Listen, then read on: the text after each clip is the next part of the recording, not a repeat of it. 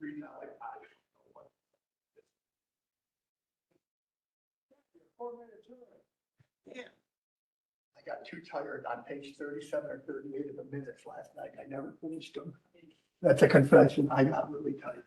I want to know, was your dog able to drive the combine or not?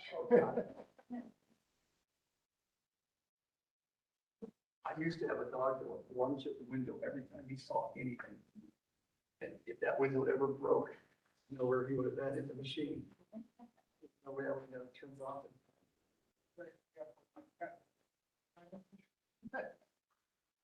And every time you get out of the driver's seat of the pickup truck, jump into your seat. That's the one seat.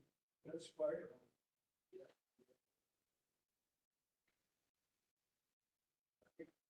I got more.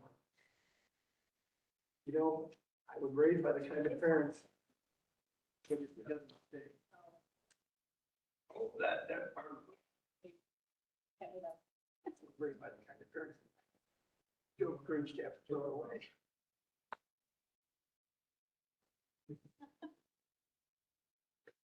Usually, yeah, the affection and get them all out, but we run out of it. I'm enough Charlottes. Well, Kim, you can see my face. Oh, kids out. I think I didn't grab that.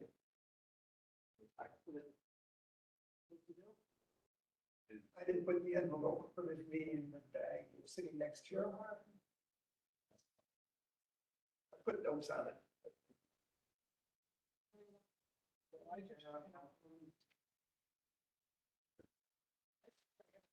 It's always been a nightmare of mine that I would forget it. I read it, I put it in my bag. You get 2 minutes, yes, she tells me. No, she got it. It's sitting on the kitchen table. I threw my bag on top of it. I didn't put it in.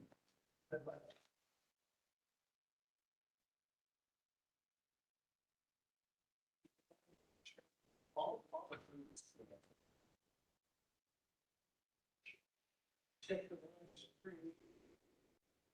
It's good.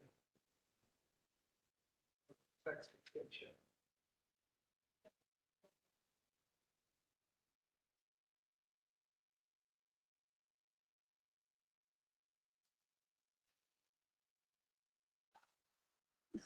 What do you know?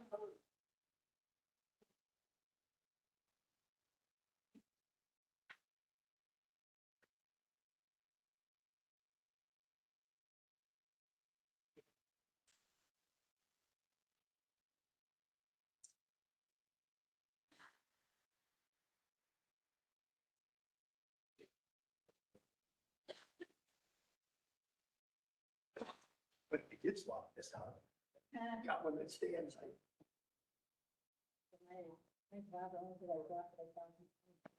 No elections in our county today, or state, I guess. Other places there are.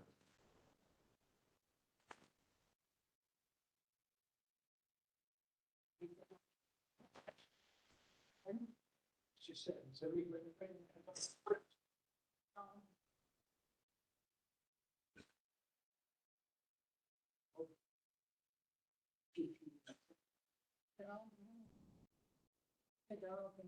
Yeah.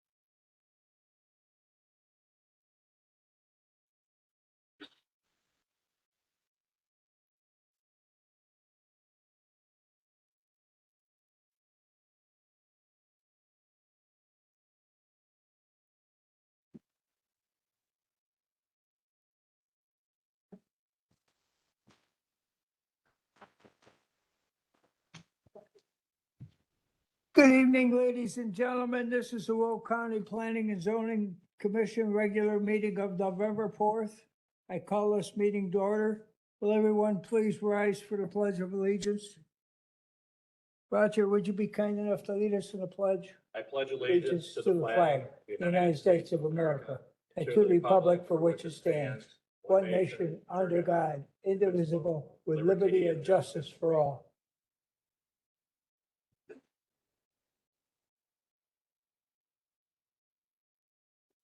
May I have a roll call, please? Chairman Hugh Stippen, Here. John Kiefner, Here. Kimberly Mitchell, absent. Roger Bettenhausen, Here. Karen Warwick. Louis Navarette. We have We a have- quorum. We have a quorum. I'm going to swear everyone in mass tonight. So anybody who's speaking or testifying in any way, please raise your right hand. I swear to tell the truth, the whole truth, and nothing but the truth, so help me God. I do. I didn't hear I do's. All right, thank you. And one more thing, everyone who has a cell phone, would you please either turn it down, put it in airplane mode, or shut it off? Thank you. Everyone on the board had a chance to read the minutes tonight? Minutes of October 21st? I'll ask for a motion to approve minutes. So moved. Second. I have a motion and a second. All in favor signify by saying aye. Aye. Any opposed, same sign? Okay. Our first case tonight is ZC 25-093. Kelly Krasinski will present the case for us. Good evening, Kelly.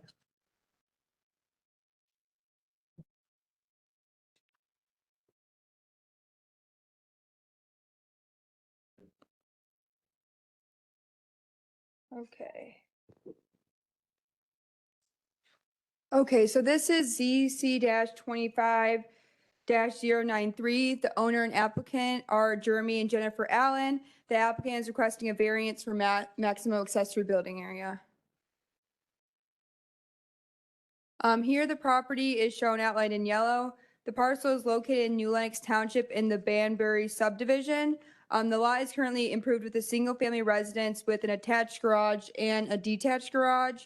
The applicant is looking to construct an additional 2,160 square foot detached accessory building. The subject property will exceed the maximum accessory building area with the proposed accessory building. Here, the subject property is shown outlined in red. The subject property is zoned R2 and is surrounded by other residentially zoned properties. Here's the plat of survey of the property showing the existing structures on the property and the proposed structure. The proposed structure is shown in the blue outline located towards the rear of the property line, and it will meet the required setbacks of the R2 district. This is looking east along Willow Road. This is southeast across from the subject property. This is south across from the subject property. This is looking northwest, the subject property from the southeast corner. It's also looking towards the location of where the detached structure will be located. This is looking northeast of the subject property from the southwest corner. And this is looking west along Willow Road.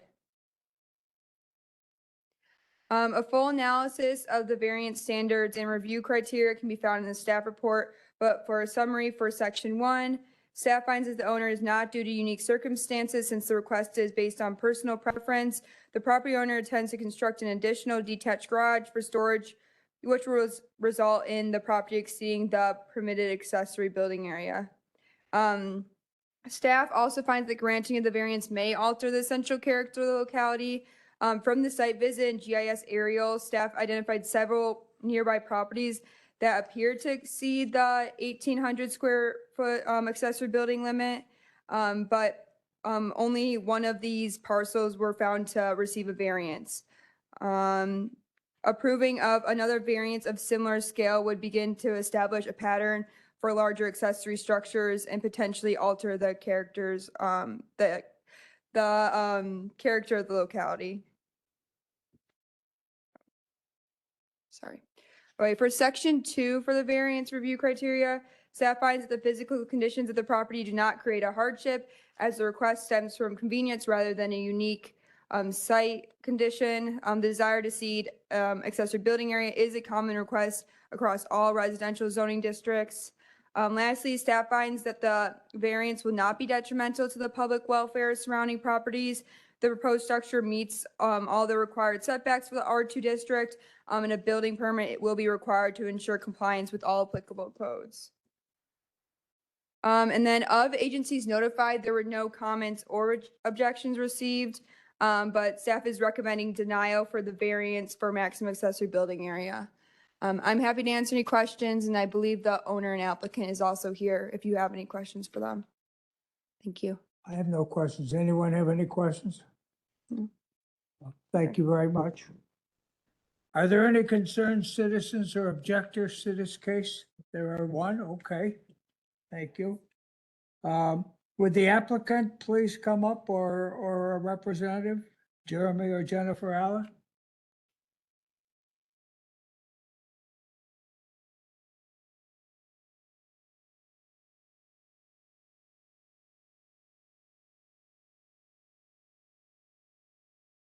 Good evening. Please state your name first for the record. Jeremy Allen.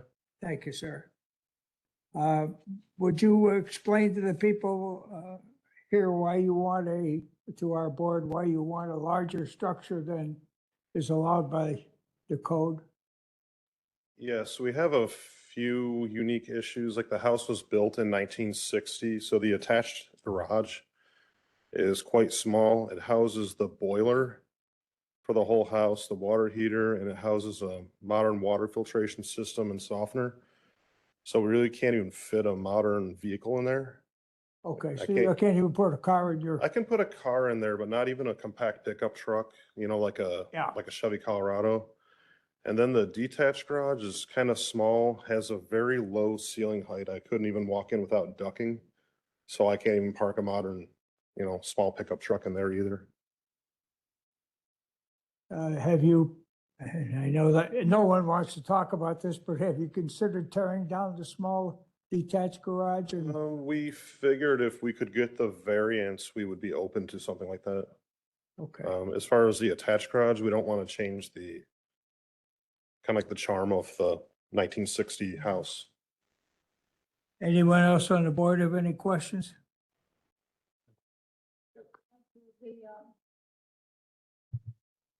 The second attached garage, that's the one in the rear?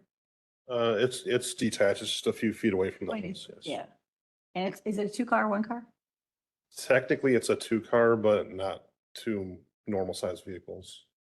Okay, all right, thank you. Thank you, sir. You're welcome.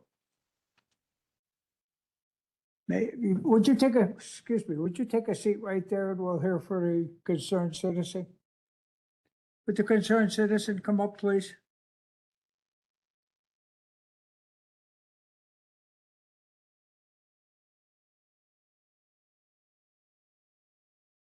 Please give your name for the record. Good evening. My name is Jeff Ronspies, Ronspies.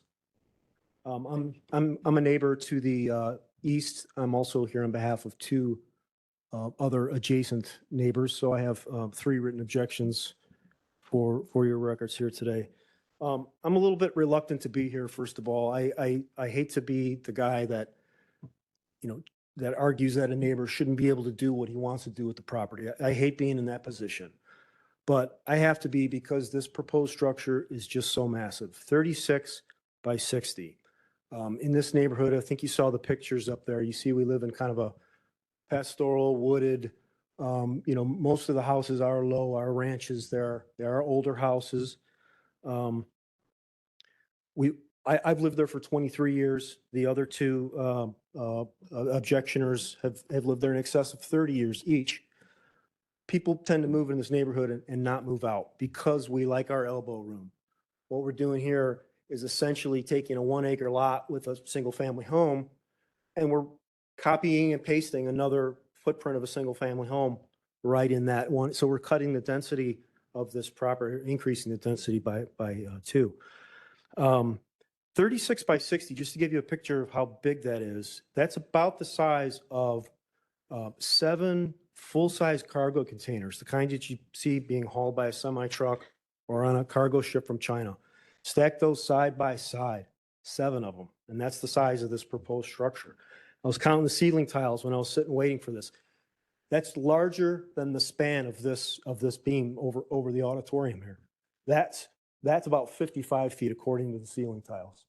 They're 12 inches apiece if you wanted to verify my count afterwards. It would, although it'd be a challenge, you could fit 24 mid-sized cars under this roof. If you packed them in there tightly, bumper to bumper, 24 cars. That's a lot of potential fluids being leaked out into the, we're all on well water, of course, out here. It's just simply out of scale for a 1 acre parcel. Now, the other 3 properties that the staff report found, I can distinguish all of those, but I'm going to focus on the one that did get the variance before. The reason they got a variance and none of the neighbors complained, he had an in-ground swimming pool and he needed to enclose it for therapeutic purposes for his handicapped wife. Now, in my mind, that's the purpose of a variance, is to say, the rules don't allow this. We'll allow you to bend the rules slightly for some good reasons. This is not bending the rules slightly. This is breaking the rules, throwing them in a shredder and saying, cover however much land you want. It's going to outsize the home itself, and it's going to outsize a lot of the surrounding homes, which, as I said, are smaller, mid-60s built homes, mine included. As I think you all got the idea, there are already 4 garage bays on there. I see Mr. Allen's point that there's a boiler in one and a low entry in the other. This house was just purchased by the Allens 7 months ago. There were certainly, if truck storage was on the top of the list here, I'm sure there's other properties on the market that had sufficient garage space. And if not, there are storage facilities in Will County nearby us that are happy to rent out space for such things. Even shop space, there's industrial parks. In fact, that's what this reminds me of. A 36 by 60 structure is more appropriate for an industrial park, where you see people renting stalls for construction businesses and such. I could distinguish the other 2 properties that the staff report found. Real quick, I will. One of them exceeds the accessory space to the extent that it exceeds it. It's only by a number of small structures. So this fella added on a garden shed in 1 decade, and then another garden shed in another decade, and maybe a third, over the years. Those garden sheds were added before the 23 years that I've lived there, to show you how long it's been. And they're all frame structures. They all match in paint. They're not, I assume by the span of this one that it's going to be a pole barn, metal clad pole barn. That one that's identified in the staff report, they're all framed, they're all painted to match. The third property in the staff report, it's on 5 acres. Again, it's been there for more than 20 years, more than the 23 years that I've been there. It's a metal pole barn, sure, but it's been there forever. Who knows if that property was zoned residential even that long ago. Again, it's on 5 acres, so it's to scale for a 5 acre property. The swimming pool I mentioned, that's on a 3.5 acre property. It's to scale. This is a giant structure on a 1 acre property. A couple other concerns. I won't take any more time, but just a couple more concerns I promised to express on my neighbor's behalf. He dug up a restrictive covenant for the subdivision that the Allens are in. I'm not in that subdivision, and I know this commission has nothing to do with covenants. Those are between private parties. But this limits residents, owners in Banbury Hills or Banbury Addition, which this is part of, to a 3-car garage.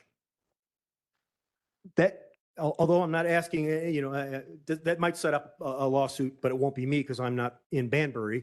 But what it does show is that the character of the neighborhood is roughly a 3-car garage and not more. That's what the covenants limited everyone to back when they were building that neighborhood out. And that seems pretty consistent today.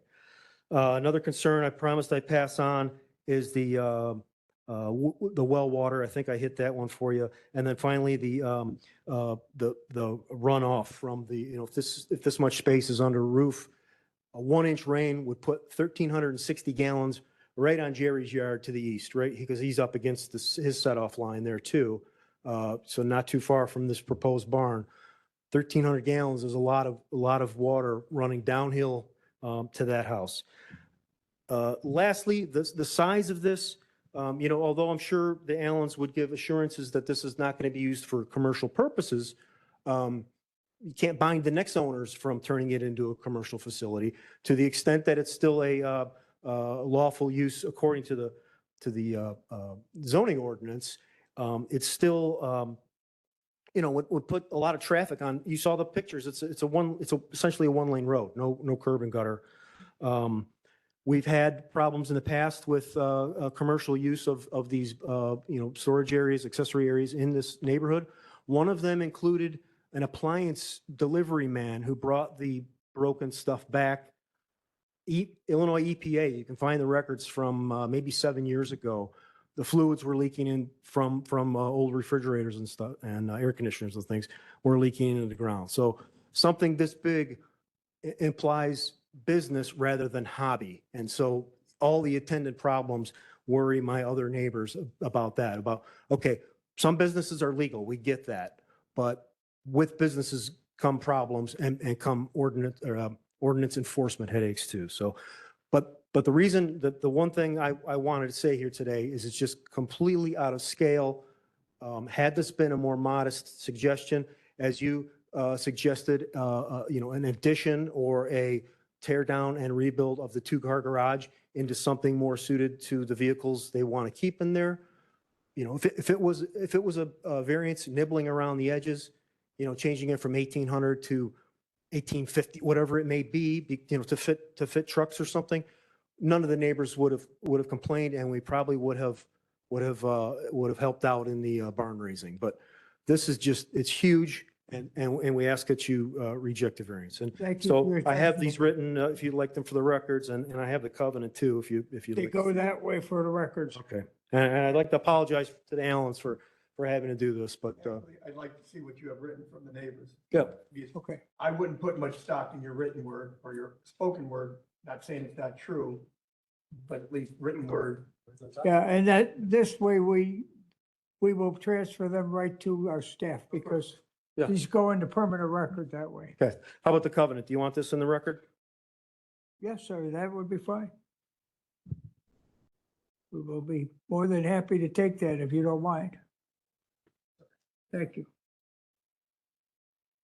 That's his. That's what he wrote.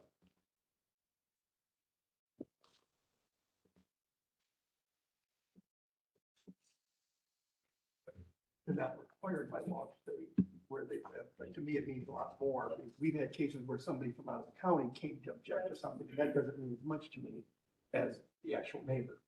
Both those are Will Lane. Are you waiting for something? No, just, if there's no more questions for me, I'll, thank you for your time. Thank you very much, sir. I'm going to give the landowner a proper amount of time to refute or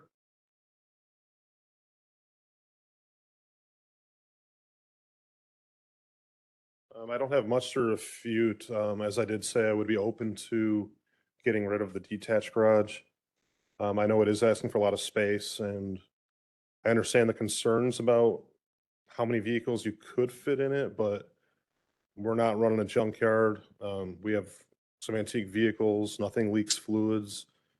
It wouldn't be an environmental problem, and pole barns are quite common in the neighborhood. okay.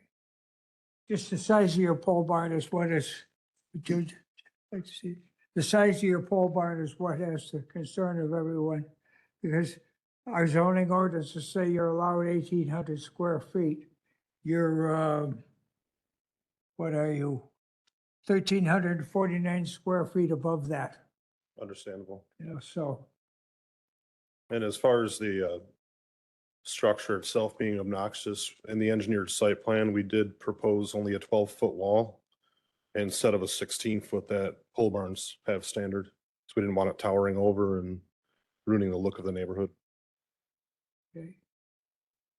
Well, thank you for your testimony. We're going to vote on that now, so.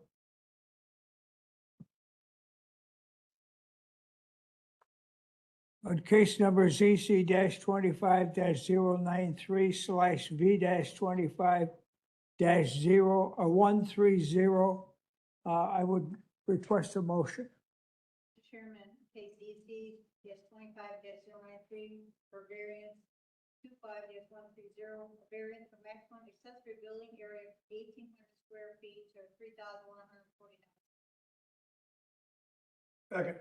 I have a motion and a second. May I have a roll call vote, please? John Kiefner, No. Roger Bettenhausen, No. Louis Navarette, Karen Warwick, Chairman Hugh Stippen. No. Sorry, sir. Okay, here's the rest of this, so we can keep it together for the staff. Okay. Our next case tonight is ZC 25 101 and / V 25 140 and V 25 141. And Kelly Krasinski will again present the case for us.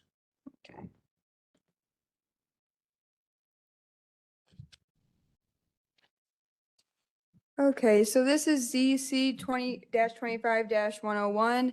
The owner and applicant is Edward West, and the applicant is requesting a variance for maximum accessory building area and a maximum accessory building height.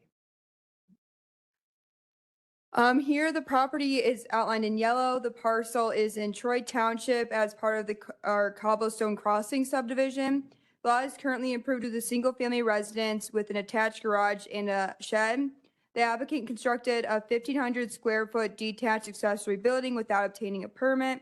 The accessory building exceeds the accessory building height of 25 feet in the maximum accessory building area as well. Here, the property is outlined in red. The subject property is zoned R2A and is surrounded by other residentially zoned properties. And the village of Shorewood can be shown in the light blue. Here's a plat of survey of the property showing the existing structures.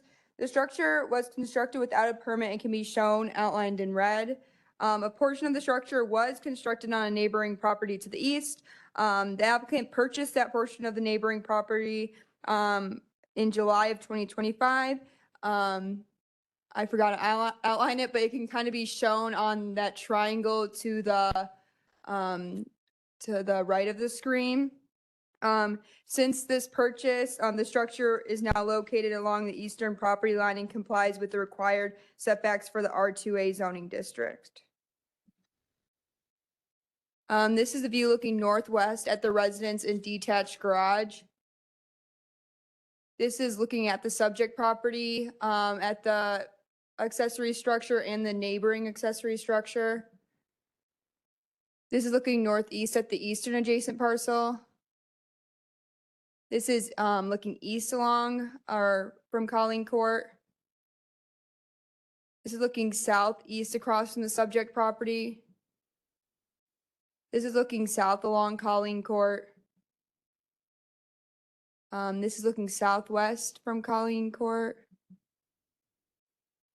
And this is looking west along Colleen Court. Okay. A full analysis can be found in the staff report, but to summarize section 1 of the variance standard and review criteria, staff finds the owner is not due to unique circumstances since the request is based on personal preference.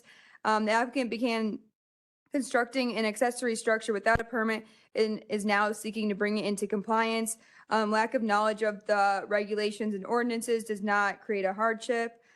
Staff also finds that granting of the variances may alter the essential character of the locality. While nearby parcels have larger accessory buildings, none have received variances for accessory building area or accessory building height. If approved, this would be the largest and tallest accessory building in the neighborhood. For section 2 of the variance review criteria, staff finds the physical conditions of the property do not create a hardship as the request is from a convenience and is not part of the unique conditions of the site. The desire to exceed accessory building area is a common request. The purpose of this variance request is not based exclusively on the desire to make more money from the property, but to resolve an existing violation of building without a permit. Lastly, staff finds the variances would not be detrimental to the welfare or the public welfare of surrounding properties. The structure will meet the required setbacks and be required to obtain a building permit and meet all applicable codes. Of agencies notified, there were no comments or received for the zoning case. Staff is recommending denial for the variance for maximum accessory building area and denial of the variance for maximum accessory building height. I'm happy to answer any questions. Is this building complete? Yes, this building's, I couldn't I'll pull up tell the by photo of it. Pictures. It's constructed, they've submitted the building permit, but obviously they'll have to get zoning approval in order for the building permit to get issued. The building's not completely finished, I don't think, that picture. Yeah, it looks like they're still doing some work on the property. Sorry, I'm like trying to get the, here's probably the clearest photo of it. It's the building kind of towards the center of the screen. Was it there a stop worker under it? Usually you put a stop worker or when it's found to be illegal. I mean, if it was a violation. Yeah, it was placed, the property was placed in a violation for building without a permit. Yeah, yep. And I'm assuming that's when they found out they were on the neighbor's property as well.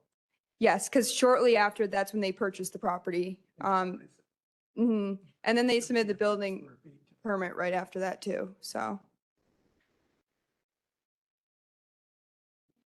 The building right to the right, the gray one, this next door, it looks like it's approximately the same size.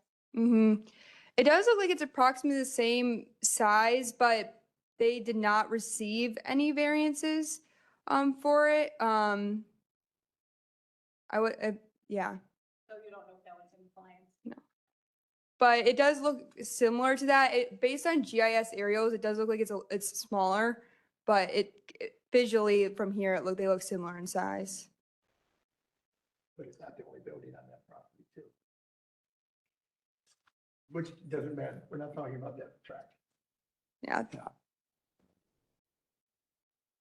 Any other questions for Kelly? Anybody? Oh, thank you very much, ma'am. Thank you. Are there any concerned citizens or objectors to this case? May we hear from the owner or a representative?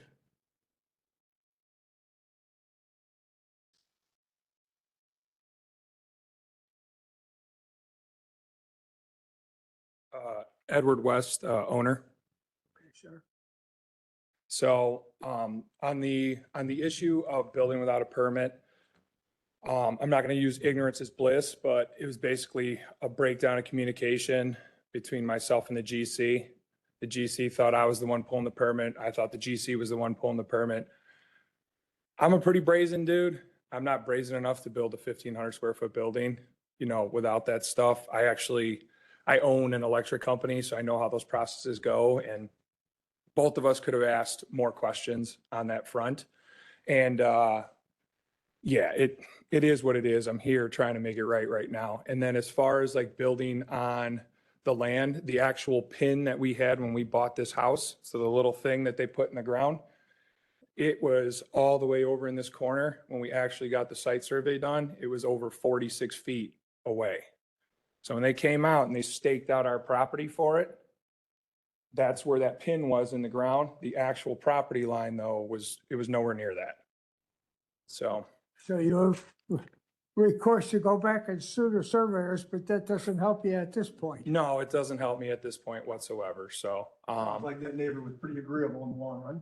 that neighbor was very agreeable. So actually the neighbor, he actually thought that the property line was in the same space. So I'm not gonna lie to you, when they came the one day, and they were, the gentleman was pretty upset because of it. I was actually a little baffled. I left work. I have a shop off in McDonough. I left work and I'm like, what's going on? He's like, we don't have anything for this. I was like, how do you not have anything for this? And I'm not here to burn anybody at the stake. At the end of the day, it's my property. I'm responsible for it or whatever. We dropped the ball on that. And because I built that to 1,800 square feet. But when I built that, I did not think that my attached garage that's underneath already my living space, that was going to be an issue. And I was told by the GC the same thing, because my house wouldn't be any smaller if my attached garage that's underneath that living space was there or not. So when we were building this, we're like, okay, 1,800 square feet, that's what I built it to. Yeah, So- As an electrical contractor, you know about pulling permits. I know 100% about, I pulled a permit, I'm doing the chargers out front of your building right now. So we pulled the permit for that or whatever. So it's not like I'm ignorant to the fact that pulling permits, this was just, But- the person that was doing the work for me, it's somebody that I trusted, and there was just a breakdown of communication and that never happened. And again, it's not them, right? It's my job to make sure Yeah, that okay. my job site is what it needs to be, and I failed to do that. But now the question is, what are we gonna do about it? Well, I think that question is out of my hands, right? Yeah. That's why I'm here for you guys, but, asking for, some grace here, but at the end of the day, the rules are the rules, and How far along is your building? it's exactly where it was when you guys came by on May, whatever it is. So we have not touched, And I mean, what percentage of build out are you done with? it's about 90% right now. Okay, So there's mudding and taping that has to be done. So, but there's a site development permit that I'm getting ready to finish up right now for a koi pond that I put in the back there too. So that's getting finished up. But right now that thing's just been lying dormant since the day that they came by, and we've just been working through this process. So, and I'm sure you'd like to finish before the snow flies too heavy.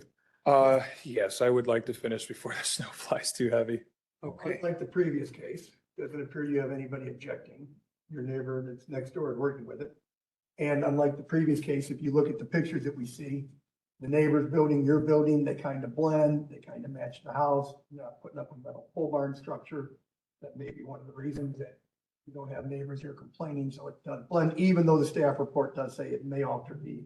I do also, just so you know, so you can't, that dumpster's there, but I got 3 full-grown maple trees that I'm putting right there in the front corner, so that almost when you drive up, it really won't be the full thing that it is right now, because I have no landscaping. So part of the landscaping that I have going up is to try to actually alter that so that the house is really the only focus, and that the accessory building could be used for, what it needs to, but it's not like the main focus of the neighborhood. So I am trying to put it back to where there'll actually be more trees in place there than what was there before. There was 1 tree on that side of the house, and there'll be 3 or 4 on that side to try to help cover up that from the actual road. But to my point, it's matching roof lines. It doesn't look like something that you'd say, oh, I wish you would hide it. Yes, I would hope that I wouldn't need to hide that thing anymore, but 10, 20 years from now, I'm sure the neighbor. yeah. any other questions from anyone? Thank you very much. sir. Thank you guys very much. They asked staff, how many neighbors were informed? Do you have a number? Pardon? 8. Okay. How does that work on, I want to ask this just for future, on a court? Would the neighbors across, everyone that adjoins that court be considered abutting, that they get notified? We have people coming here all the time complaining that they weren't notified, so you gotta be abutting, but across the street is considered abutting, but now we're not talking the street, we got a cul-de-sac or whatever you call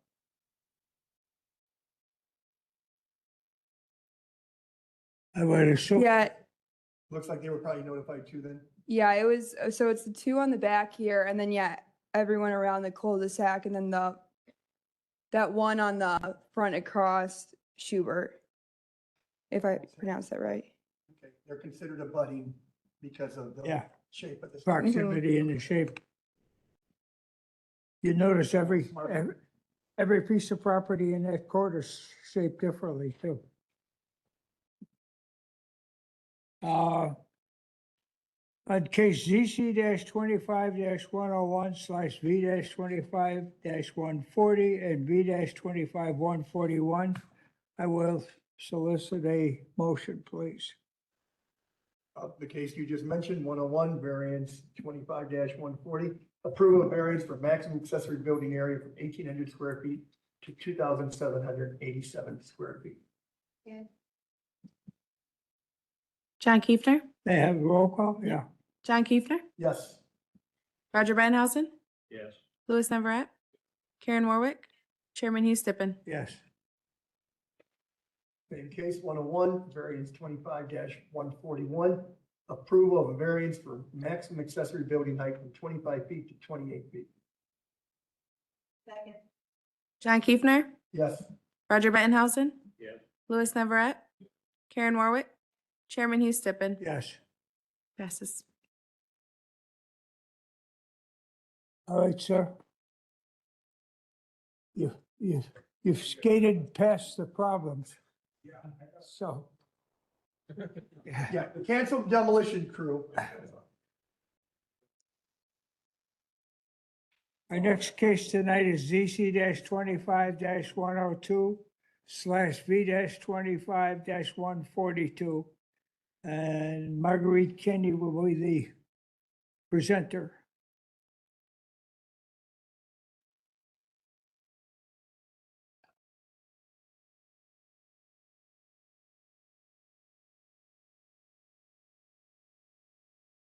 Now, this building is 96 feet extra. Very benign, what I would call. Anything over 18 gets denied by the staff. I thought we could do an administrative deference or something. No. A certain percentage. Maybe not. We'll find out. She's gonna tell us. Yeah, good evening. So this zoning case ZC 25-102, it takes place in Frankfurt Township. The subject property is 11348 West 195th Street in Mokina. The applicant and owner is Scott Schlebeck.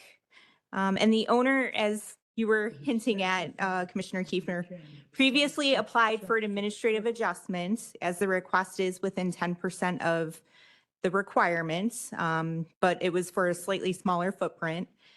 Part of that administrative adjustment process does require a budding property owner notification, and if a written objection is received, it cannot be processed as an administrative adjustment. It has to come before this commission.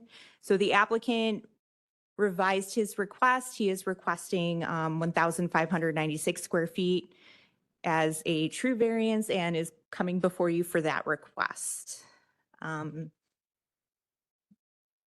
So the property is zoned R3. It is surrounded by other R3 parcels, but it also is surrounded by the village of Mokina, especially directly east and west and to the south. The R3 district within unincorporated Will County typically requires 1,500 square feet of accessory building area.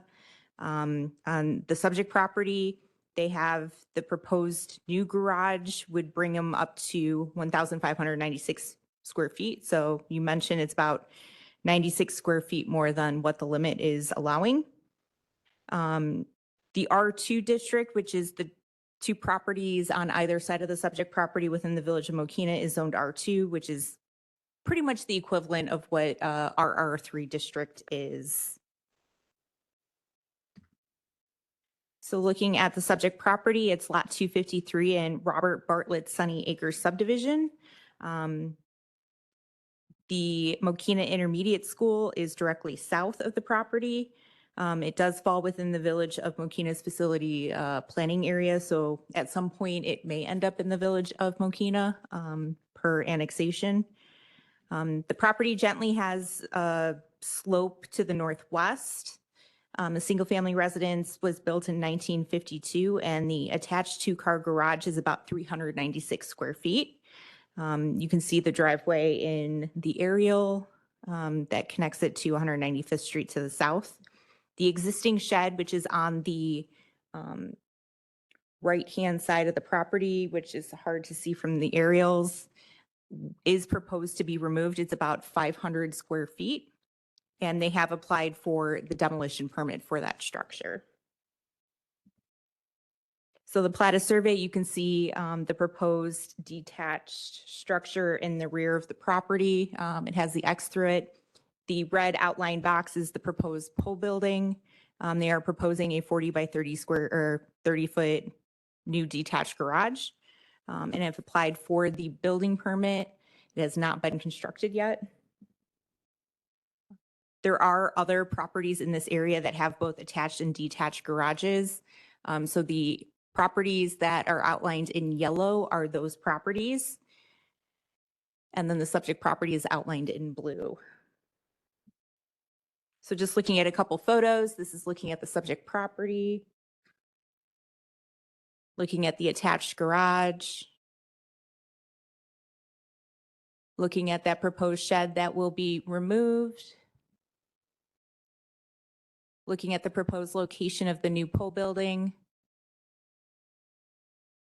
looking southwest from the rear of the property. So the fence and the pool is part of the applicant's backyard, but then also looking at the neighboring residents adjacent to them.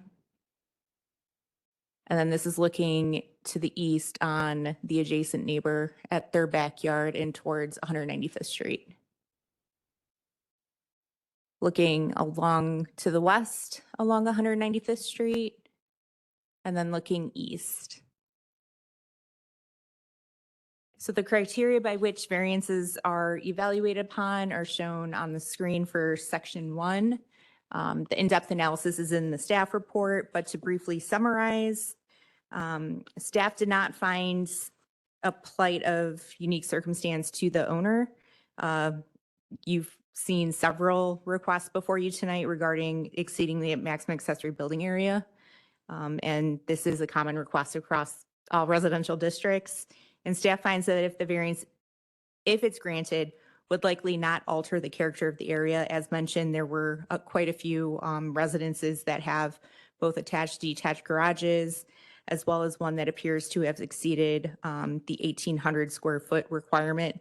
The R3 district used to have 1,800 square feet as their accessory building area limit, but that changed with the adoption of the 2018 zoning ordinance. And then the applicant's request is less than 100 square feet over the 1,500 limit. With regards to section 2 of the criteria, staff finds that there is no hardship related to the topographical conditions or physical surroundings or shape of the property. So really the request is based on the applicant's preference to go bigger. The applicant stated that they want space for personal storage and property organization. And then in terms of granting the variance, it would not be detrimental to the public welfare or unduly injurious to other property improvements in the neighborhood. The proposal would be required to be reviewed by the county, the road district, fire protection district, health department to ensure compliance with all adopted codes and ordinances. And similar accessory buildings already exist within this neighborhood. Of the agencies notified, the Village of Mokena did provide a letter of objection. Within the letter of objection, they stated that the proposed variance would not meet the village's zoning requirements. So they have, you can either have an attached garage or detached garage. You cannot have both. And then they also have a limitation to size. The village was notified of this request because the road in this instance is maintained by the Village of Mokena's Public Works Department. Of the other agencies notified, there were no other objections to this request, and staff is recommending denial. And I'm happy to answer any questions. There is no objectionable letters that I see included in this report. So, yeah, except from the village. Very back is the neighbor.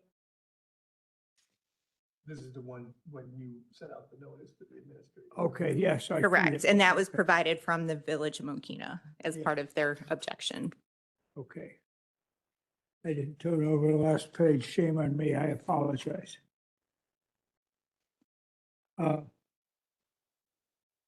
I have no questions. Does anyone else have any questions?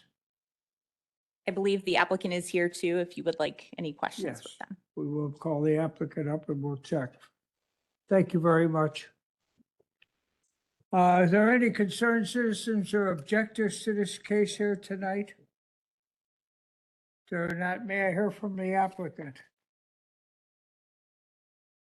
Mrs. Chelbeck, yeah.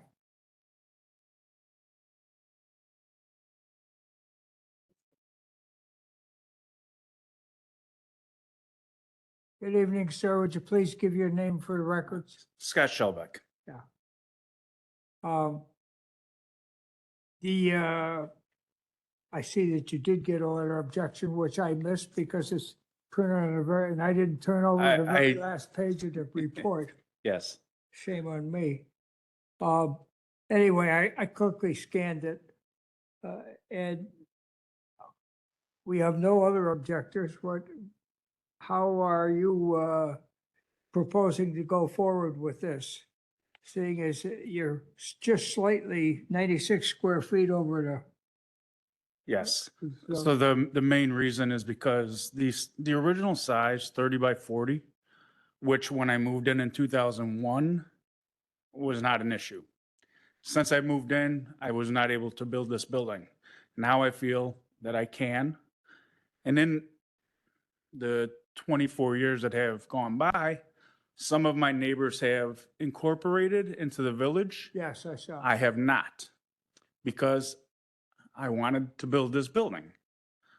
So in order for me to stay within the square footage, I would literally have to be 28.3 by 39 square Yeah. feet. Yeah, My builder would charge me an additional $1,500 to do that because the sizes are not nominal. right. There's much more labor, there's much more garbage. Yeah. So that is the original 30 by 40, which I've wanted for 24 years.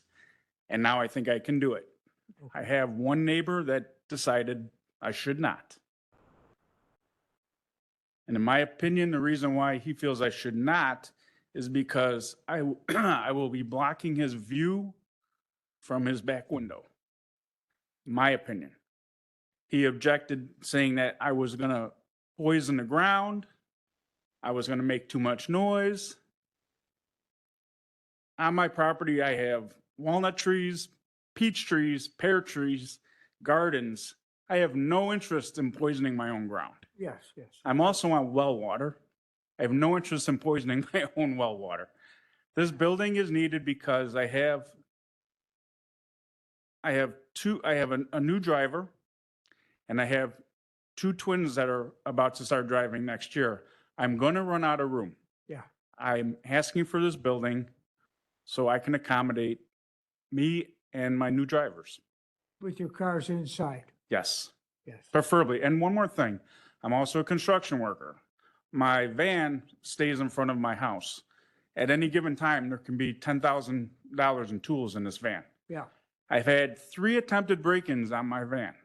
If this were to happen, I would be devastated.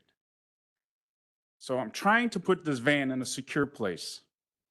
I'm This- well aware.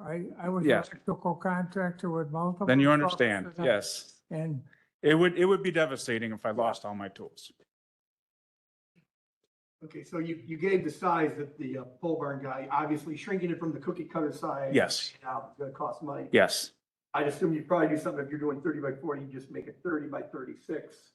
You have to cut it down, but.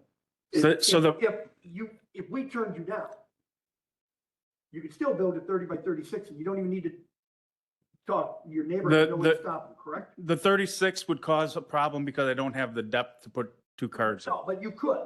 If I- I understand this potentially, correctly, absolutely I could. you if we could vote no, you could leave here and build it 30 by 36. Absolutely, I You could. would still block the neighbor's view. I would still block the neighbor's view. But you'd be within 10 or 15 square foot of your legal limit. Yes, the one thing that I have contemplated is if I shrink my building, I still can go up 5 more feet.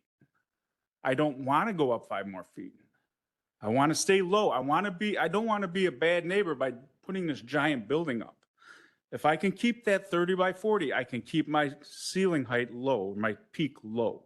If we shrink it, in order for me to use it, I have a 12-foot door because I anticipate storing a camper in there. If we shrink this building, I have to go up in order to accommodate this 12-foot door. The way I have it set right now and the way it's drawn up, it's 30 by 40 and the rough peak would be 20 feet. And I'm allowed 25. Yes. Okay. I've put a lot of thought into this. Yeah, obviously, I mean, you've been thinking about it for 30 or 40 years. You You're not, yeah, for sure. And I've lost, as they said, we went down from 1,800 to 1,500. So I've been there long enough to see the changes happen. It just unfortunately at the times I couldn't pull this off. Yeah. But now I feel I can. Well, you're less than, you're just 100, well, you're less than 100 feet over the square footage allowed, so. Yeah. Okay, is there any other questions from anybody on the board? All right, thank you, sir. We're gonna vote on it. Thank you. I guess I would have one Oh, question. wait 1 second, sir. Not for the applicant. Oh, but not for you, pardon me. The questions for staff? Yeah, the letter we received from the Village of Mokina, Mhm. and its property isn't part of the village, so what weight does the Village of Mokina have? It's a 1.5 mile objection. Yeah. Well, regarding the Village of Mokina, they have jurisdiction over the roadway of 195th Street in this area. With regards to the building permit, the road authority approval is required for the permit to be issued. So in this instance, if the village strongly feels that it's not appropriate, they could withhold their approval of the road authority approval. But in terms of the property not being within their jurisdiction or subject to their requirements, it's really up to the village to look at forced annexation if they really want to pursue it. But aside from that, if they're not pursuing that, then it's just their comments. If I might add, and you're aware of this, that whole area is spot zoned. There's blank spaces that are unincorporated, right next to incorporated. The whole area is like that, from 192nd Street all the way past to 195th Street, so. So even if we approve it, they can be denied the payment. It would be more, yeah, Mokina would just withhold their approvals. But I think it would be the applicant with legal recourse if they needed really road approval for the permit or not. And then to verify something, the objection letter here does mention the shed 18 inches away from the property line.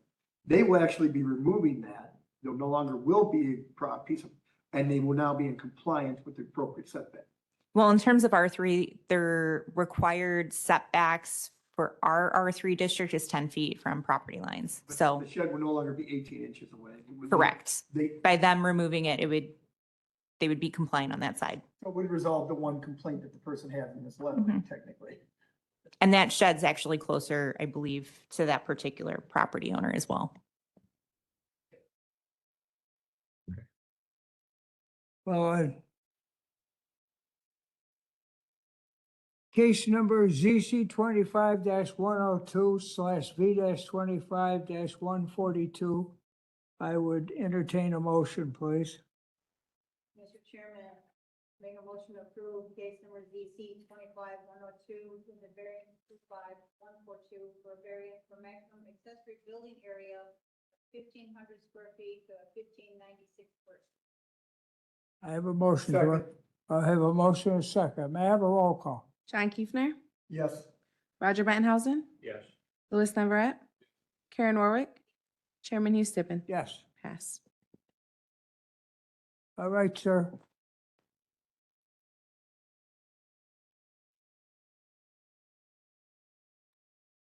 Next case.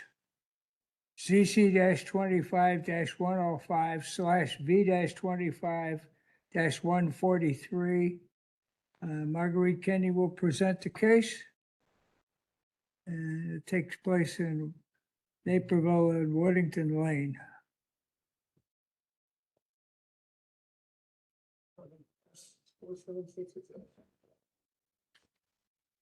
Yeah, this is 11, that's 476.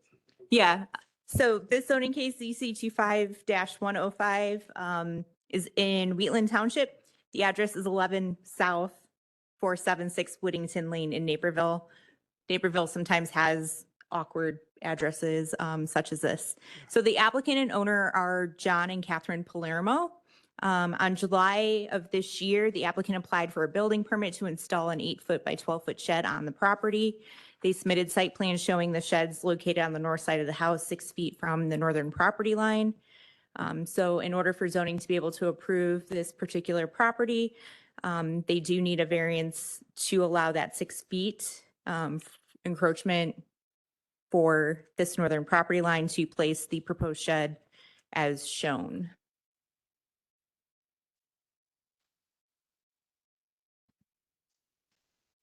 So the property, like the last property, it's zoned R3. It is surrounded by R3 properties. Accessory structures such as sheds need a minimum of 10 feet for side yard setbacks.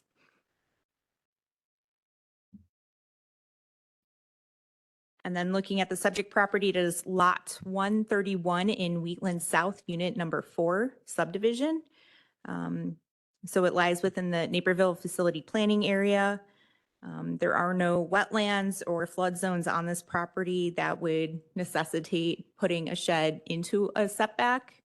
The property has a slight slope towards Whittington Lane. As it's unincorporated, there are no storm sewers, so they have basically drainage basins along the road.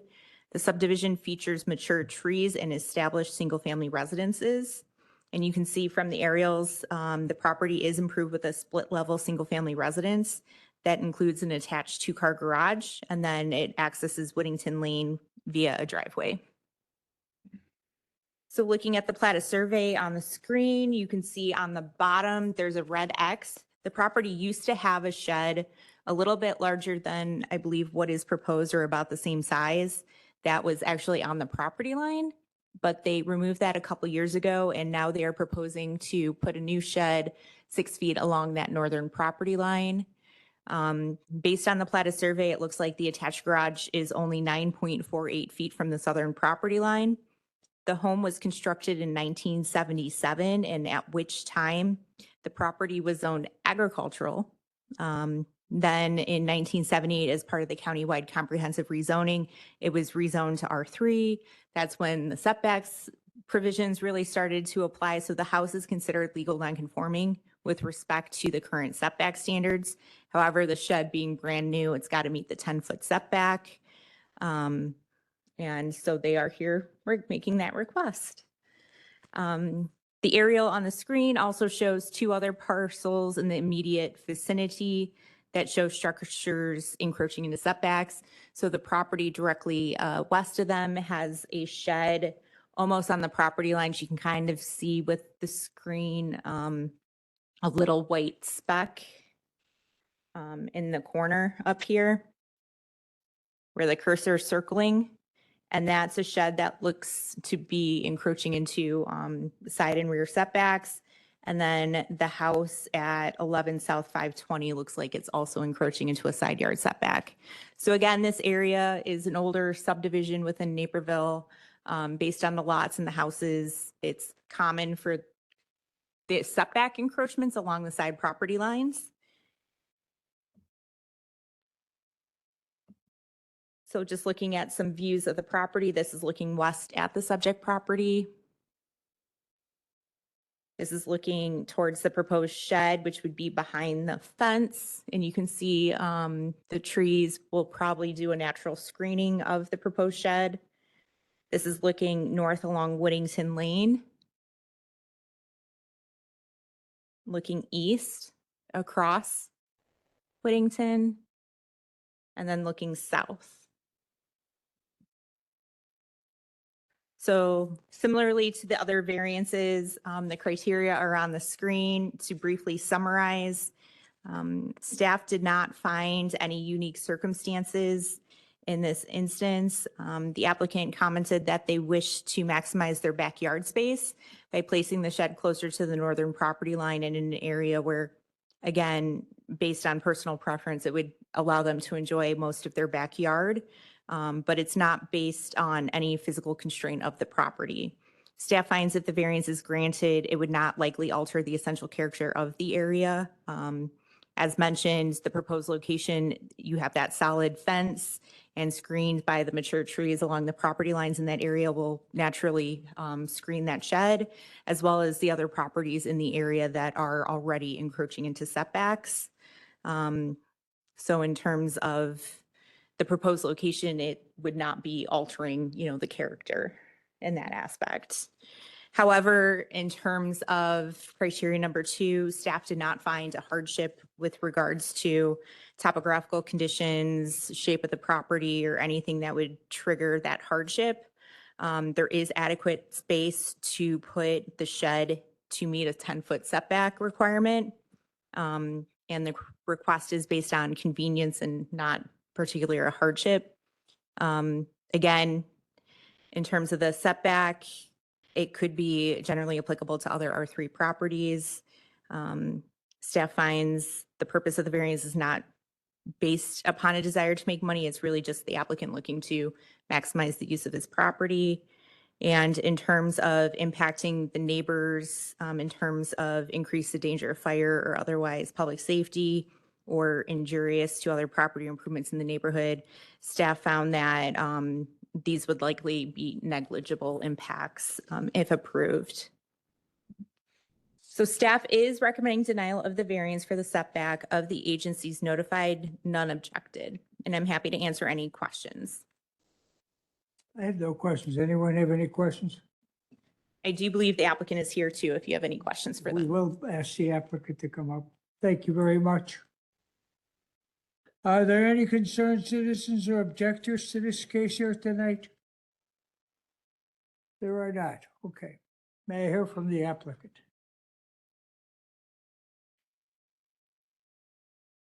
Good evening. Good evening, sir. Would you please state your name for the record? John Palermo. Thank you, John.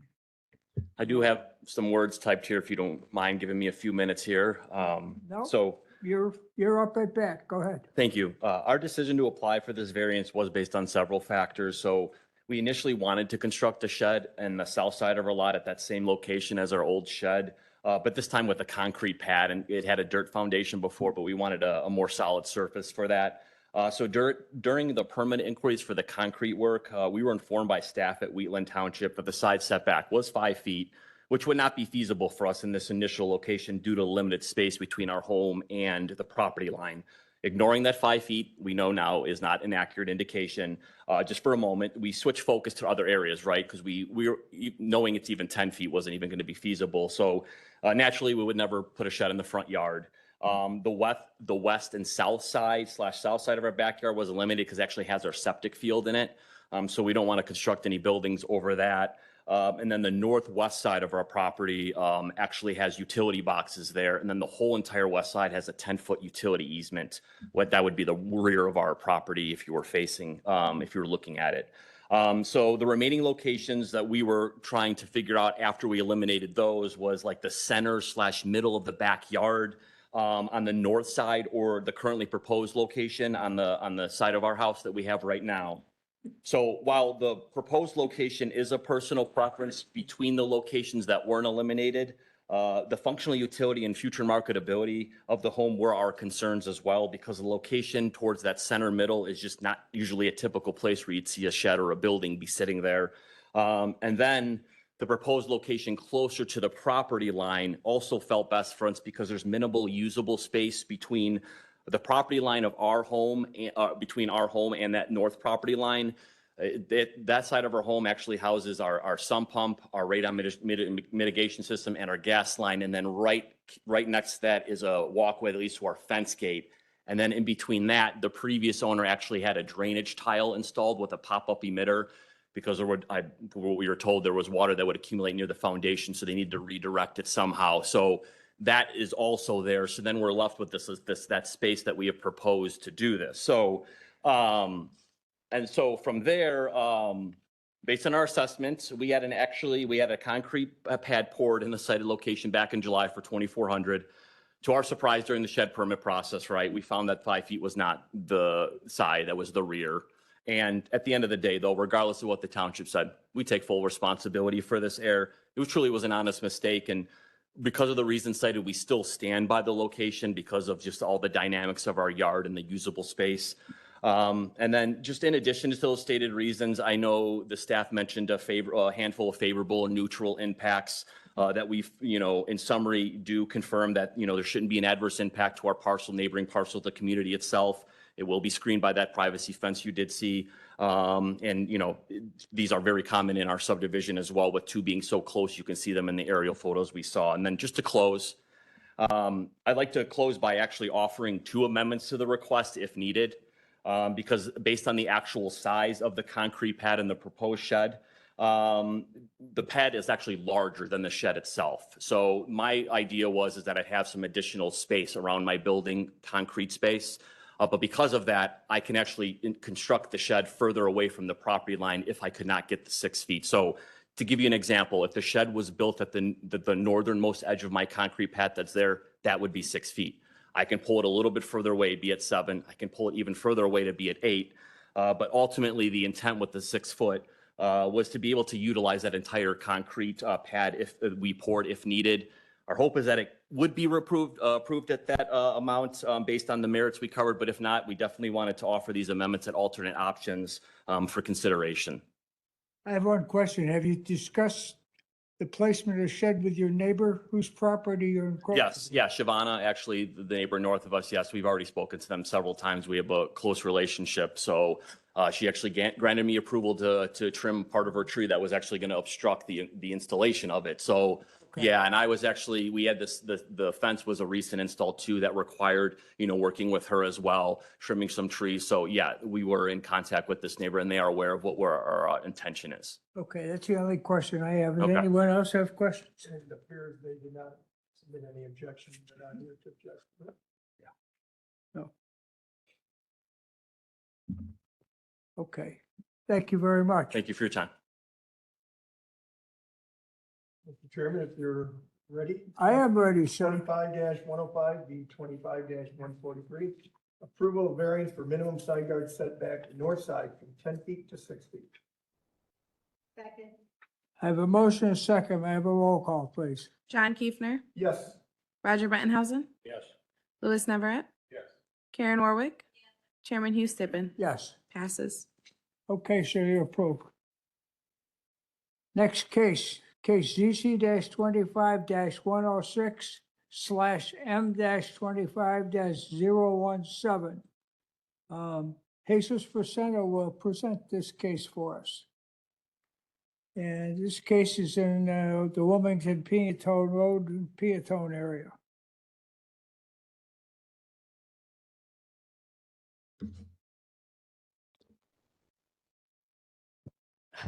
Okay, yes, I'll be going over zoning case 25016.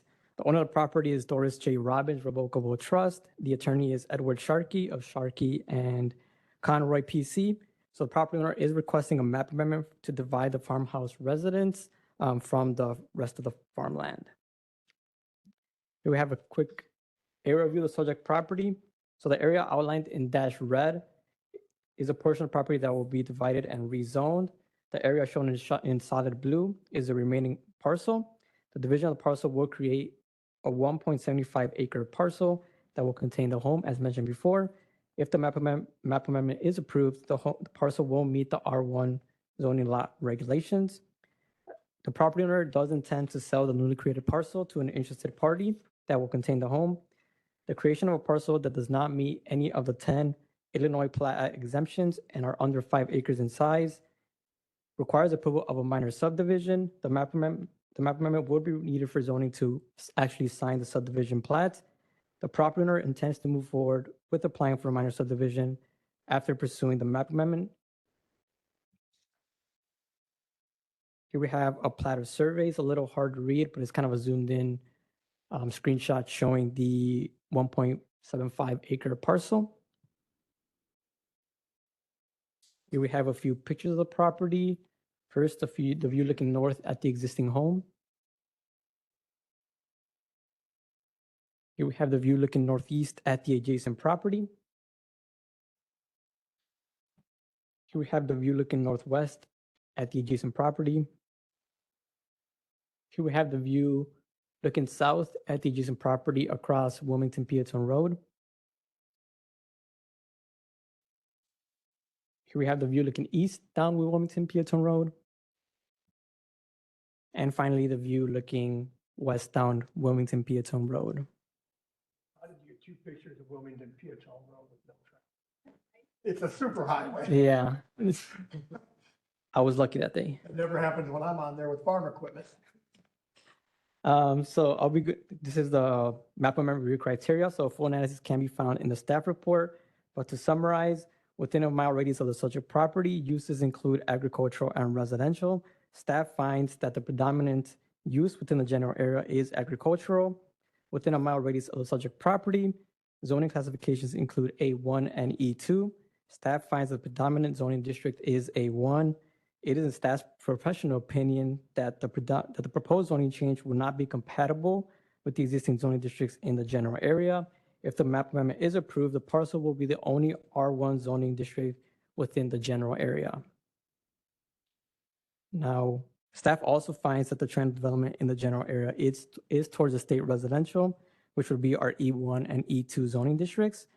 A 135 acre parcel located approximately 1,000 feet northeast of the subject property was approved for a map amendment from A1 to E2 through zoning case 6199-MV in 2014. The E2 zoning district requires a minimum of 105,000 square feet, which is approximately 2.4 acres, and 180 feet of lot frontage. The subject property will not meet the E2 zoning district lot requirements, which is why the rezoning to E2 is not pursued for this parcel. For agency comments, there were no agency comments. The Will County Department of Transportation did have some questions about the new access to the proposed farmland, because the only access currently to the parcel is just to the existing home. So obviously, if they wanted to divide the parcel to the existing home to access the new farmland, they would require a new access, which would be all done through the Will County Department of Transportation. With that said, staff is recommending denial of the map amendments, and I'm happy to answer any questions. Are you recommending denial strictly because the tendency in the area is towards the state residential, or why are you recommending the denial? I'm not quite sure of this. Yeah, so basically, if you look at the screen, it's kind of showing the zoning districts within the general area. The R1 zoning district is you can kind of see it. It's, what would you say, northeast of the property. The purple is our state residential, which is our E1. So basically, within the red circle, as within a mile radius of the property.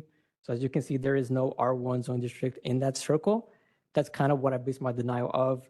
We usually like to see any zoning that's nearby that is the same. So for this property, as mentioned in my staff report, if the map amendment were approved, it would basically be the only R1 zoning district within the general area, which again is with the red circle on the screen. So that's kind of what my denial was based on. Okay, he might have to go 2, 3, 4 miles. Correct. Yeah, you can, like I said, you can kind of see it. It's about a couple miles away. So their other option really would be A1 and ask for variance to be 1 point some acres rather than the 10? Correct. So they did have a pre-application meeting with our office. They did kind of go over what the proposal was to divide the farmstead.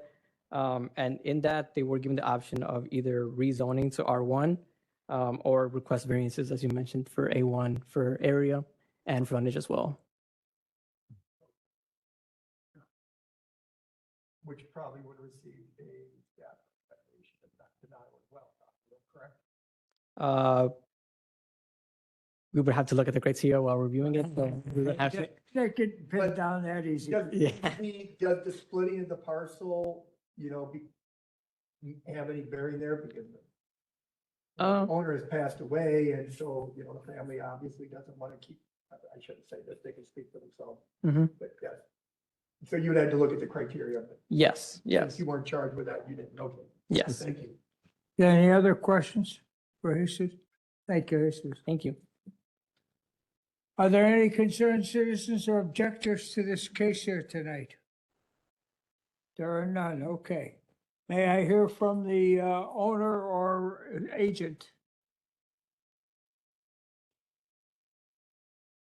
I presume the attorney, Mr. Sharkey, will appear? Yes, sir, I see.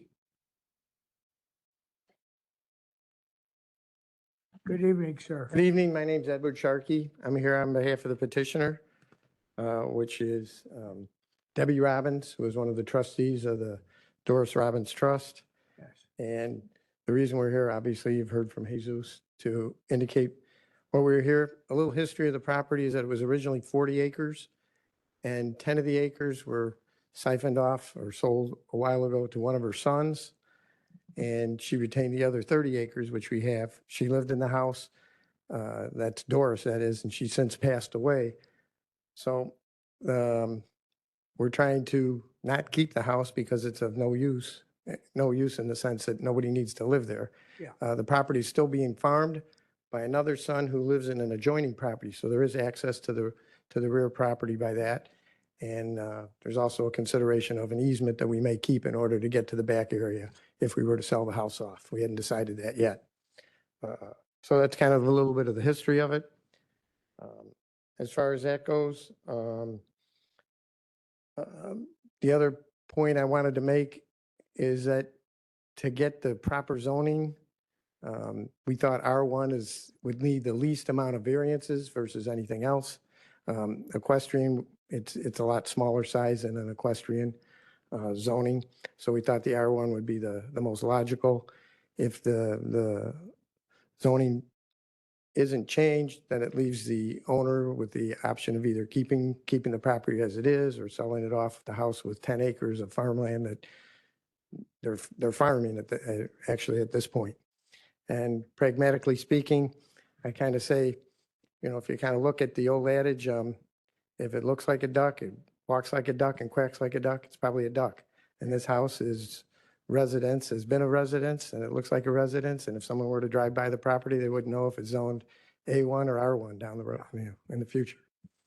I also have Debbie here if you had any questions that you might want to inquire of her. Okay.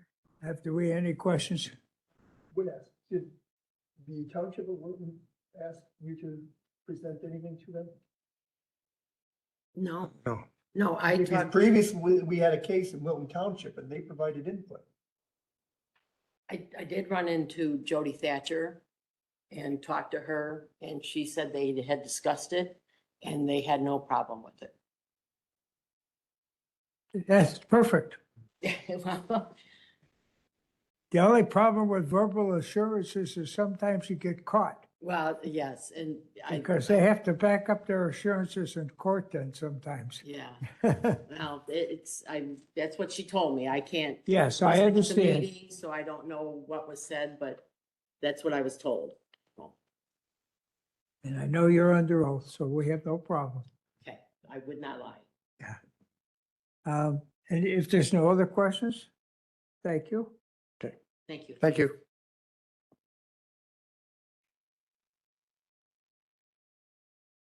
We have a case number ZC 25-106/M-25-107. I would like a motion, please. Mr. Chairman, case number Z25 06 M 5 motion for approval. Second. I have a motion and a second. May I have a roll call, please? John Kiefner, Yes. Roger Benhausen, Yes. Louis Neverett, Karen Warwick, Chairman Hugh Stippen. Yes. Passes. Okay. So you have passed everything you want. Next case. Next case is VEXT 25-005 on zoning case ZC 24-120 and variances V-24-310 and V-24-311. Motion to approve if you would allow it.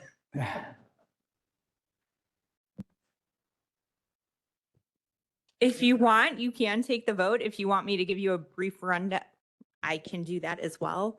You would be voting twice for the extensions. Yeah. Something we've seen 45 times. Yeah, exactly. Would you like me to give you a brief You better. rundown? Okay. You gotta make So sure this that- particular property is the northeast corner of LaGrange Road and Moni Manhattan Road in Moni. It's two pins. It's generally located on the east side of LaGrange Road and north of Moni Manhattan. It's around where there's another parcel that has some outdoor storage occurring on it. It's kind of tucked behind that. So it is further away from LaGrange Road. This is the one that said they were gonna have their entrance across the creek. Correct. And I said, how are you going to get approval for that? He said it might take some time.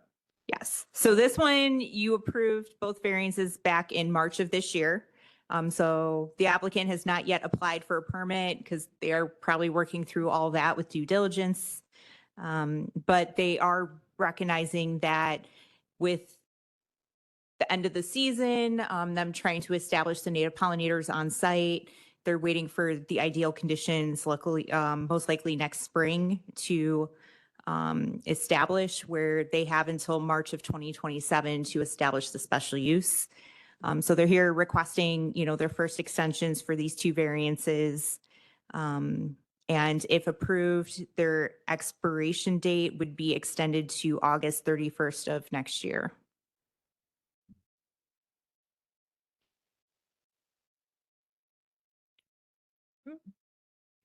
So if you wanted to approve both variances, you would just need to vote for each. Thank you very much. Appreciate it. Mr. Chairman, for VEX 25-005 for zoning case VC 24-0120, motion for approval of the extension. Variance expects with expiration date of August 31st, 2026. At the August 31st, 2026 deadline. Yeah. That's my motion. And I have a motion and a second. I have a roll call. John Kiefner, Yes. Roger Bettenhausen, Yes. Louis Neverett, Karen Norwick, Chairman Hugh Stippen. Yes. Mr. Chairman, VEX 24-310. Oh, I did speak that wrong in the first one. The numbers, I gave them wrong. Yeah. I read something wrong, but I think the record is clear that the first motion was for VEX 310, and this is VEX variance extension 24-311. Motion for approval to conclude on August 31st, 2026. Second. John Kiefner, Yes. Roger Bettenhausen, Louis Neverett, Karen Norwick, Chairman Hugh Stippen. Yes. I read the first two things, which. Well, I said VEX 005, 24-120. That's 310. Do we have any information from staff for us? No announcements. Okay. Nothing from the legal beagle, I don't believe either, right, sir? Thank you. So the large zoning case that's coming up still hasn't entered their information. So our next meeting is scheduled for November 18th, 2025. And I would like a motion to adjourn. I have a motion? So moved. Okay. Motion and a second. All in favor signify by saying aye. Any opposing, same sign? We're adjourned. Gonna beat my wife.